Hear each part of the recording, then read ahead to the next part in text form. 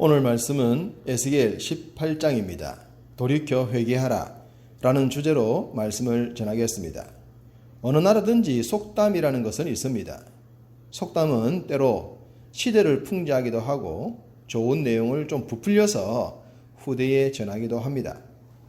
그렇기 때문에 대부분의 속담은 역사적인 사실하고는 차이가 날 수밖에 없을 것입니다. 참고로 성경에도 속담에 대해 말씀하고 있습니다. 창세기 10장 9절엔 니므롯 같은 특별한 사냥꾼이다 라는 속담이 있다고 합니다. 사무엘상에는 사울왕을 빗대어 사울도 선지자 중에 있느냐 라는 속담도 있었다고 합니다. 이러한 내용들은 역사적인 사실에 거의 부합하는 내용이라고 할 수 있겠죠. 성경과 관련하여 이스라엘 백성들에게도 속담이라는 것이 만들어졌습니다. 하나님은 에스겔 시대에 이스라엘 백성들이 잘못 적용한 속담에 대해서 몇 번 언급하고 계십니다. 이전에 보셨던 12장 22절을 보시면 인자야 이스라엘 땅에서 이르기를 날이 더디고 모든 묵시가 사라지리라 하는 너희의 이 속담이 어찌 됨이냐. 예레미야 선지자로부터 에스겔에 이르기까지 바벨론에 의한 멸망의 메시지가 지속적으로 선포가 되었습니다. 그런데 당시 백성들은 이 말씀을 속담처럼 여기면서 그런 종말은 없을 것이라고 했다는 말입니다. 또한 16장 44절을 보시면 속담을 말하는 자마다 내게 대하여 속담을 말하기를 어머니가 그러하면 딸도 그러하다 하리라.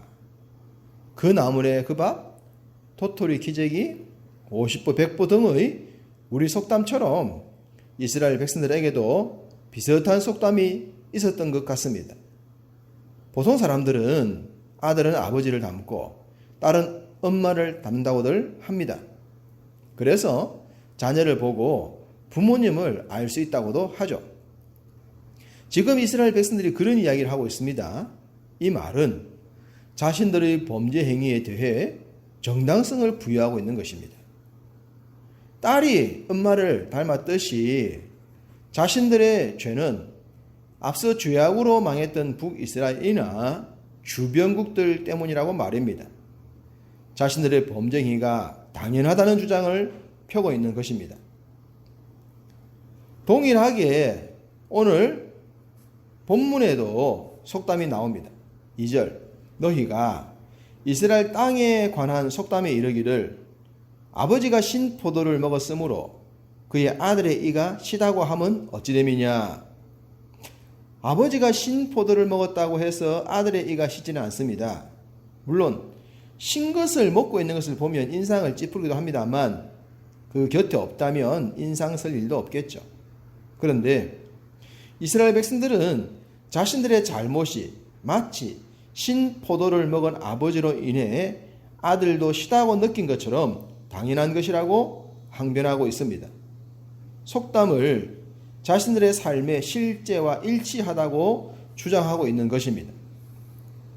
하나님은 이런 속담을 끄집어내어서 자신들이 영적으로 잘못된 것이 없다고 합리화하고 있는 이스라엘 백성들의 죄악을 지적하고 계십니다. 다시는 그런 속담을 사용할 수 없도록 하겠다고 말입니다. 범죄를 정당화시켰던 당시 백성들은 조상들 때문에 자신들도 그렇게 되었다고 항변했다고 했습니다. 그러자 하나님께서 그런 논리로 합리화하는 생각이 지극히 잘못되었음을 지적해 주십니다. 먼저 4절 모든 영혼이 다 내게 속한지라 아버지의 영혼이 내게 속함같이 그의 아들의 영혼도 내게 속하였나니 범죄하는 그 영혼은 죽으리라. 여기서 강조하시는 내용은 각자의 영혼입니다. 아버지의 영혼은 아버지, 아들의 영혼은 아들이라는 것입니다. 이스라엘은 아버지 때문에 아들인 우리가 이렇게 되었다고 했지만 그렇게 합리화하지 말라는 것입니다. 그들의 합리화가 잘못되었다는 것을 두 종류의 삶으로 설명하십니다. 먼저 5절부터 9절은 의로운 자의 행위로 의로운 행위의 결과까지 말씀하십니다. 9절 내 율례를 따르며 내 규례를 지켜 진실하게 행할진대 그는 의인이니 반드시 살리라. 주 여호와의 말씀이니라. 이 내용은 다른 설명을 하지 않아도 될 것 같습니다. 문제는 그 뒤에 나오는 의로운 자의 아들에 대한 내용입니다. 10절에서 13절은 의로운 아버지의 행위와 100% 다른 삶을 살았을 때 어떻게 되는가에 대한 말씀입니다. 13절 모든 가증한 일을 행하였은즉 자기의 피가 자기에게로 돌아가리라. 그렇습니다.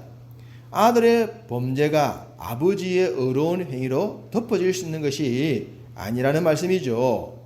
14절부터 18절은 이 악한 아들의 아들, 곧 5절에 등장한 자의 손자에 대한 내용입니다. 이 아들은 아버지의 악한 행위를 따르지 않았고 할아버지의 의로운 행위를 따랐습니다. 그렇다면 아버지가 악했다고 자신의 의로움이 없어지는가? 아니라는 말입니다. 물론 할아버지의 의로움 때문에 살게 된 것도 아니라는 말씀입니다. 자기 자신의 행위대로 판단을 받았다는 것을 말씀하고 있습니다. 17절 이 사람은 그의 아버지의 죄악으로 죽지 아니하고 반드시 살겠고. 여러분, 이 내용이 어렵거나 헷갈리는 부분이 있을까요? 지극히 당연하지 않겠습니까?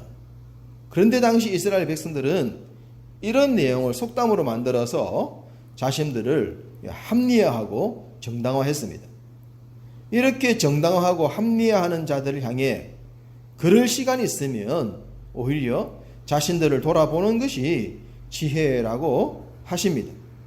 21절 그러나 악인이 만일 그가 행한 모든 죄에서 돌이켜 떠나 내 모든 율례를 지키고 정의와 공의를 행하면 반드시 살고 죽지 아니할 것이라.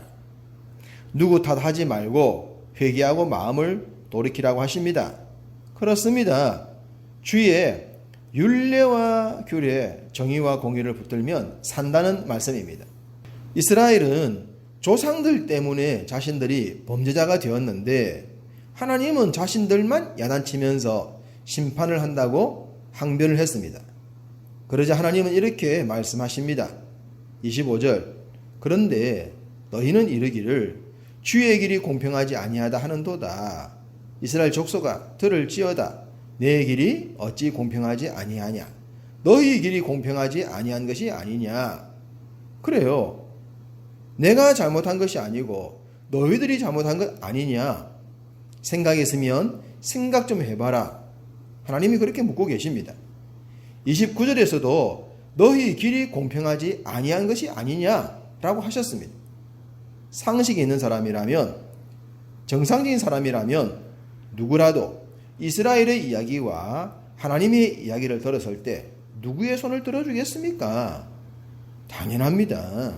그런데 그 당연함이 당시 이스라엘 백성들에게는 없었던 것입니다. 하나님은 이스라엘의 자기 합리화와 자기 정당화는 자신들을 죽이는 것이라고 하십니다. 31절 이스라엘 족속아 너희가 어찌하여 죽고자 하느냐. 그래요. 잘못을 깨닫지도 못하고 회개하지도 않는다면 아무리 의로운 가문의 혈통을 타고났다 하더라도 죽음을 피할 수가 없습니다. 우리 주님께서도 유대인들의 선민 사상을 강하게 비판하지 않으셨습니까? 아브라함의 자식이라면 아브라함의 행실을 해야 하는데 행실은 없고 혈통만 강조한다고 말입니다.